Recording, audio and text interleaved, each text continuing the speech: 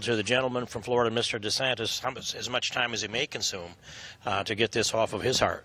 Well, I thank my friend from Iowa, and thank you for your leadership.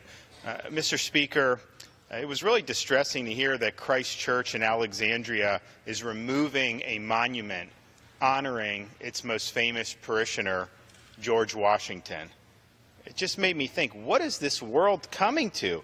Now, Christ Church is free to do as it pleases, but I think we're also free to criticize such an absurd course of action. If we can't honor the father of our country, then we truly are drowning in a sea of knee-jerk political correctness.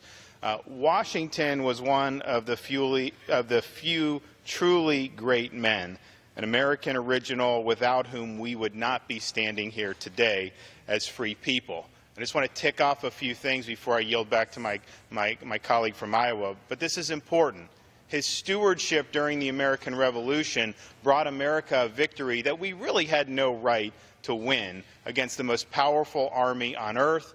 He only had a third of the country behind the revolutionary cause, and yet against all odds, Washington led our country to victory. But then, having won that military victory, what does Washington do? Throughout all of human history, when you win a military victory, that commanding general then seizes power for themselves and creates a society in which the society goes at that individual's beck and call. That's not what George Washington did. He famously surrendered his sword to the Continental Congress, gave up power voluntarily because he wanted to establish a republic, and then he went home to Mount Vernon. And when word of Washington's relinquishment of power reached King George III in England, he was flummoxed. He said, well, if that's really true, then Washington's the greatest man in the world. It was unheard of that you would relinquish that way.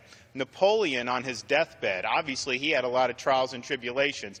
He shook his head and said, look, they wanted me to be another Washington, and I just couldn't do it. Washington presided over the Federal Convention in 1787, which created our Constitution. And had Washington not been willing to lend his legitimacy to that proceeding and to the Constitution, I think it's pretty clear the Constitution would have never been ratified. He gets elected the first president of the United States unanimously. And I think you really needed somebody with Washington's character and stature to be able to launch this new ship of state. If you had anybody else, and there were many great founding fathers, you may not have been able to launch it successfully. He was that type of man. He was also somebody that's offered some of the most eloquent defenses of religious liberty in our country's history. And I want to quote from a letter he wrote to the Hebrew congregation at Newport in 1790.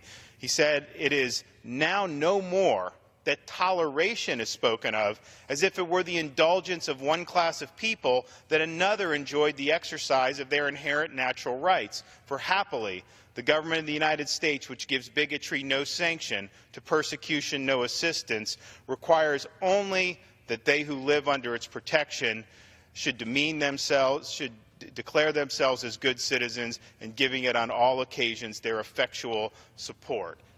Those are words that I think ring as true today and are as important today than they were in 1790. He established a two-term limit, voluntary limit for president. People thought he could have been president for life. Of course he could have been. He didn't think that that was the right way to go. And in fact, his entire career, from surrendering his sword at the Continental Congress to the two-term limit, was dedicated to the notion that in a republic, in a government of laws, not of men, no one individual is indispensable. And yet he really was an exception to that rule. He was truly first in war, first in peace, and first in the hearts of his countrymen. Mr. Speaker, I think you look back at history, you can obviously point to things that we don't necessarily like, and I think it's fair to air that. But to simply remove somebody's monument, somebody who truly exhibited greatness, I think is a direction in this country that we do not want to go. So I just thought it was important to stand up here and to say that the father of our country is somebody who all Americans should hold in profound esteem, because I don't think we would be sitting here on the floor of the House of Representatives in the most powerful country on earth if Washington had not existed. And with that, I